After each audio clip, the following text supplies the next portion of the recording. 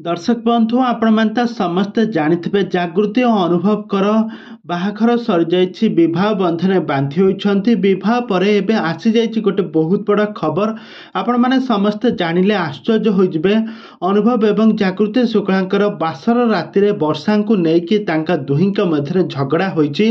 कहीं अनुभव महांतींकर पूर्वतन स्त्री जे कि वर्षा प्रियदर्शिनी से शूटिंग सेट्रु परस्पर को भल पाइथिले किंतु तांका वैवाहिक जीवन आरंभ न होणु वर्षा को नहीं मध्य तीर्थता लगी रही। तेज दर्शक बंधु ए संपर्क में कौन रही अधिक अपडेट जानापी हेले भिडियो को पूरा शेष पर्यंत देखो।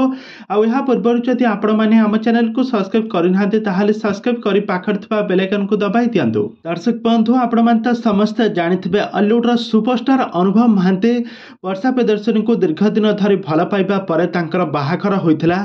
बाहाघर हेबा परे दीर्घ वर्ष पर तांकर वैवाहिक जीवन खुशी रे चलीथिला किंतु हठात एमिति तांका दुहींक मध्यरे एमिति त्रितता लागी रहिबा दुहे परस्पर ठारू कोर्ट रो द्वारस्थ हेबे अलगा होइजिबे केही भी केबे भी भाबी नथिले। से जा हेउना काहेकि गत दिन मानकरे वर्षा अनुभव कर डिवोर्स होई सारिछि। आउ एहा परे अनुभव महांती जागृति शुक्लांक प्रेम रे पड़ी जाइथिले। वर्तमान समय जागृति शुक्ला और अनुभव कर बाहाघर होई सारिछि। दुहे परस्परंकर 7 जन्मर साथी होई सारिछन्ती। आउ एबे अनुभव महांती जागृति शुक्लांक प्रेम रे एबे पागल तांकर दिल्ली रे तांकर बाहाघर सरछि।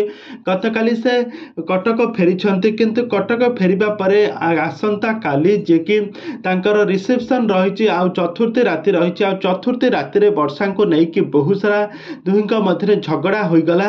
आपण माने देखिले मध्य आश्चर्य होइबे। अनुभव महांती वर्षा को भल पाउथिले सत किंतु से केबे भी तांका सहित शारीरिक संपर्क रखी नथिले। तो जागृति शुक्ला जेतेबेले अनुभव महांती को तांका मुंड छुई शपथ करी तांको कहिले तमे सत कुह तमे वर्षा सहित किसी भी शारीरिक संपर्क रखी ना। अनुभव महांती सेतेबेले जागृति मुंड छुई सत कहिथिले कि से वर्षा सहित किसी भी शारीरिक संपर्क रखी नांती किंतु जागृति शुक्ला आदौ भी न बुझा नाराज। दीर्घ 8 ରୁ 10 वर्ष बाहाघर हैला जड़े शारीरिक संपर्क न रखी केमिति रही पारिबो यह केमिति संभव एवं जागृति मन में बेस प्रश्न उंकी मारुछि। तेबे दर्शक बंधु विवाहर 2 दिन न पूर्णरू अनुभव और जागृति संपर्क में बेस तीर्थता लगी रहिलानी।